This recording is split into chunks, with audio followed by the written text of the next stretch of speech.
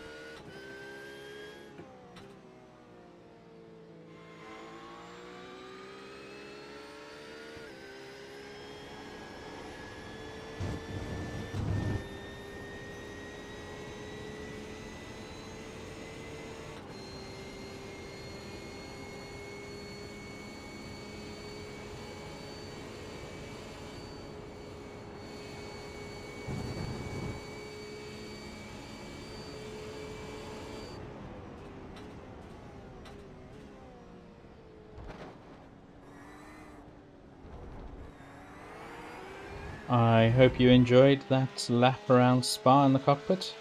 Going back outside the car now, so we do have an incident here. I think we were fairly lucky not to be involved because those were the guys that we had been racing with. We were just behind near the start. How they came together, I'm not too sure. I did try and look at it. I think both of them, they don't seem to touch each other, but they both slide at the same time, which is a bit weird. So it's like they both got on the power just at the wrong point and both slid. The next lap, same corner, different car, almost a similar incident. We just managed to brake enough and miss hitting the car. That gave the Porsche behind us a good run on us and get past us. And then again, another car doing like we almost did at the start. That Porsche, the sort of silver, red and black one, took themselves out completely, and I think they had quite a lot of damage at the end there. So they had quite a bit of damage to deal with.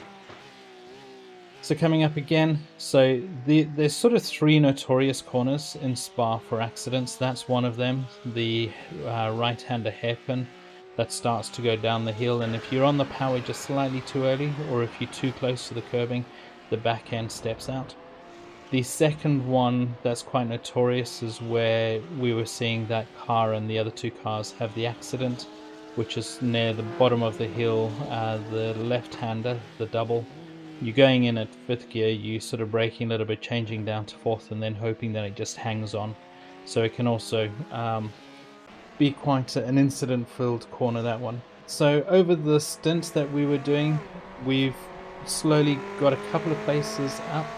People have pitted now, so that's why we're up to P6, and then we get taken out by the Ferrari going past us. I think that was actually the guy in P2 before they pitted, and after they pitted, he was then the guy who came later. However, we got a little bit of damage, not too much damage, so not too bad, but it did move us from P6 down to P10.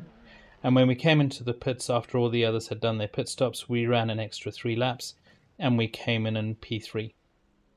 We did our pit stop. There was minimal damage, so that got repaired in the optionals, and we came out in P12, and now we're in P11 after overtaking somebody. Rory's in the car now, and same thing, we're looking at conserving fuel, and I think Rory actually, when he did his stint, he conserved an entire extra lap of fuel the way that he was driving. We did lose a couple of places. I think we went from P12, and at one point we were down to P19 or P20, but that was after a little bit of an incident. But Rory saved an absolute ton of fuel. I think it was like 3.5 or 4 liters of fuel that he managed to save. We did pick up a couple of places as well, passing guys who had passed us in the pits and then getting them back until the incident happened later on. And as you can see, even though we're down in P12, the guys in front of us were still fighting really hard. Quite a lot of us all fairly close to each other. Same as these guys going around the outside or trying to go around the outside of us. Managed to pull it off. We decided we wanted to stay safe, or as safe as we possibly could, because it's a 24-hour. So we weren't pushing hard when we were battling with people. We'd give it a go. But if we realize that, hey, they are faster than us, we can sit in their slipstream, follow them through. That's the guy that passed us. It was about 4 laps later, he spun in front of us, and it's like, yep, pushing a little bit too hard. Where we were happy to just relax, try and keep it cool, keep it calm, and so on. We do have a couple more incidents just before going into the pits. So that guy who overtook us spun and then overtook us again. And it does show you that if you are saving fuel and you are sort of going not at your top race pace, if somebody does have a sort of 5-second spin, they can catch you up again if they've got the pace to do that. And then we started losing a couple of places. There was a whole group that was running together. I think there were 6 of them from P15 up to P21, and they were all running together. And you can see now that we start to lose a couple of positions. However, we have a very unlucky incident. That back marker in the black BMW just hit us. You can see the back of our car is bent, and it's actually caused a little bit more damage than we realized, especially to our top end speed.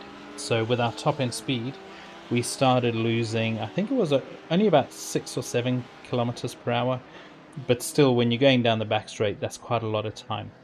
So we sort of thought, okay, does the car feel okay? How's it going? Don't worry about these cars all coming past us. They're all full position, but because we're now worried about going through Eau Rouge and going up into the other corners, we were wanting to make sure that we wouldn't sort of lose downforce and bin it or anything like that. So we had a bit of a slow lap, just making sure that the car was safe. And that did give the guys behind us good overtaking opportunities where we said, you know what, just let them go. It's not worth the fight. So we did drop from P12 to P20 through the stint, I think. But so we then finished the stint. Rory finished really good. You can see that because of the pit stops, we finished another, I think it was now 6 laps behind a lot of the other stops that the other guys were doing in front of us. So we actually were P4 coming into the pits. So the hope was that by the end of the race, this would translate to a real sort of position, either P3, P4, maybe even P5 or P6. We went out, when we came out of the pits, we were P21. So we did a bit of repairs. We didn't do too much. I think we only waited an extra 10 seconds, which then did put us back into P21. And you can see here the guy in the black and red BMW locks up his brakes. You can see, I'll go back and do a quick replay. He touches the grass coming into this corner, and as he touches the grass, the back end just kicks. We were extremely lucky not to get absolutely creamed, because if he hit us at that speed, that would have been our race completely wrecked. We would have been done and dusted. So we then pulled back up into P17, almost got taken out again and again. It's like, guys, I think this is quite a hard track in the GT3s. If you get a foot wrong, this is also before the iRacing upgrade, where they've changed the grass so that the grass is a little more sort of sticky. If you touch the grass pre the upgrade, the grass was like ice, so you would touch it and that was it, you were a goner. This is full position as well, overtaking on the Merc, or trying to overtake on the Merc, and not sure what happened there. I'm not sure if it was netcode, but you can sort of see here he just maybe he put his foot down a bit too hard, but it looked like it was either netcode or he put his foot down too hard, because the way he spins out looks more like netcode than putting his foot down. Another couple of battles, and we're back up now because of the pit stops. We're on P7 now after that battle, gone from P8 to P7 because a lot of people around us are starting to stop, and we're stopping another 3 laps later, so that would be 9 laps after the others. Coming into the pits on P6 because of that extra time we spent last time in the pits. However, all the time we've made up in that last stint, we're coming out of the pits on P13. So we picked up what's that, 8 places overall from P21 down to P13. That was a completely uneventful stint. Coming into the pits again, P6, no idea what this guy's doing in front of us, just suddenly slows right down. Maybe they had an accident earlier on. So we came in P6, did our full pit stop, we fully repaired, came out in P10. So front end's repaired, back end's repaired, no damage anywhere on the car. All the optionals are done. You do a couple of optional seconds, I think it's like 10 or 15 seconds while you're in the pit stop for fuel and tires. Now, sun's beginning to set, so I thought we would do another onboard lap. I'm gonna keep quiet for a little bit and just leave you guys to it, but enjoy this onboard lap. You can see the sun setting, and you can see what it does to the track and how well iRacing have done sort of the changing of the time of day and so on.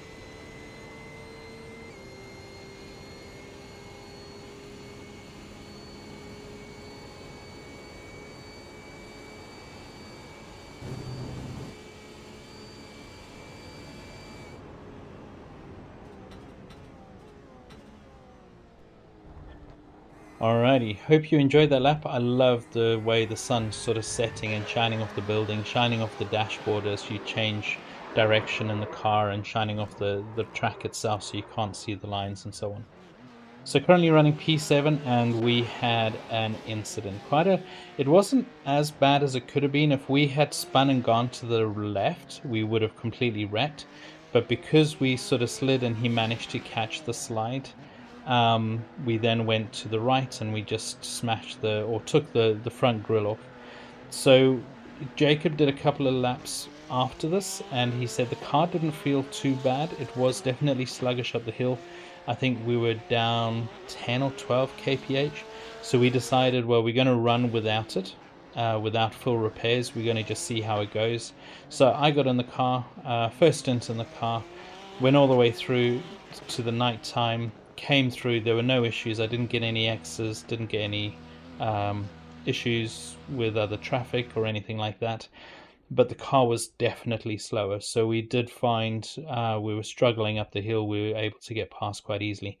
So we decided we would do a full repair, which I think took about 3 minutes, and we went from P14 when we came into the pits to P21. And by the time we came out, we were then P23, doing some really good laps. Now it's nighttime. When you're in the cockpit, it does actually get quite a lot harder to see the sort of areas of the lines and so on. So I thought what we'd do, now that you've gone through daytime and then dusk, I thought it would be good to do an onboard lap through the night, listen to the engine, enjoy the sound, and enjoy the sights. It gets really dark out there, so enjoy.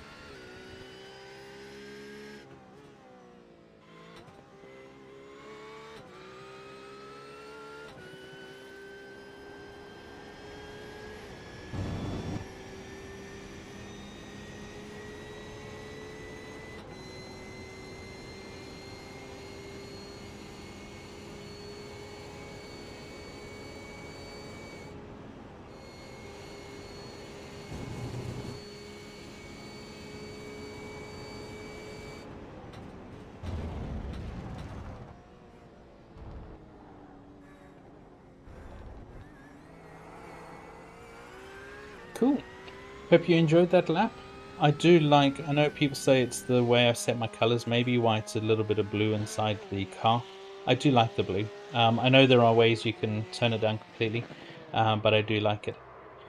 So we were near, probably about halfway through the stint, and got a bit of a slide, and sadly Steve was doing what he could to try and gather it, but the car that came up right behind us, as we slid across the track, I mean, he was braking, there was nothing we could do, and you can see there that the left-hand rear wheel is actually bent. So the car is crabbing, and I think definitely into the pits, because yeah, that's a lot of damage. And sadly, the guy who hit us as well, I mean, I straight away I DM'd him and I said, look, really sorry, we were braking hard to try and stop, but you know what it's like on the grass. we just kept sliding, and then it shot us across the track as soon as we touched the tarmac again. But that was quite a big hit, and not so much from our slide, but from the second car that hit us. So it did an absolute ton of damage. The car was running pretty poor. It was crabbing a lot. The steering wheel was sort of bent at 90 degrees when you're trying to go straight. So you got your right hand top of the wheel and your left hand bottom to try and keep the car straight. So we thought, well, what we'll do, we'll box, we'll see how long the repairs are. We did full repairs, and one of the things with the GT3s in iRacing, you can do complete repairs, but if the damage was extensive, then the pit crew can't actually finalize repairs. So similar like you would have in real life in, let's look at Le Mans for example. If the car gets badly damaged and the chassis gets bent, or you get a drivetrain that's really broken or damaged and it's not repairable, then there's nothing you can do about it. And you can see I'm driving down the straight here. My left hand is probably about 30, maybe 20 degrees higher than my right hand when I'm trying to go straight. Taking a corner, the back end just wants to step out all the time. So like here, I'm going straight, and you can see the right hand is lower than the left hand by quite a lot. So at this point, I try to bring it all the way back to the pits, and we tried a couple of things where you can sort of crash into another wall to try and make it repair that way. We did that, came out still damaged, drove into another wall. And I had 0x before I got in the car, so then I got 8x for, or 4x, 5x for crashing into walls and whatever. Well, we were trying to damage the car a bit more so that hopefully it would repair properly. But every time we came out, it was the same damage that we were seeing now. So that was it, I'm afraid. Our race, as they say, was done. So yeah. And this is the first of a number of videos that I'm going to do in the Spartan eRacing team series. So I'm putting in a series together. All the different teammates in Spartan eRacing are going to send me videos and highlights and clips of races that we're doing as teams. Not so much as individuals, but definitely when there's a team race on a Saturday, or we're doing a special event. Like the Fuji 8 hour, I think it is, or Fuji 10 hours coming up next weekend. So we'll be doing those and highlights, mistakes and overtakes from those. I'm getting the teams to send it to me. And yeah, we will see you next time round. Thank you guys so much for watching. If you enjoyed what you saw, hit the like and subscribe. That would be fantastic. And you'll be notified next time we're about. Thank you. Have a good day. Bye.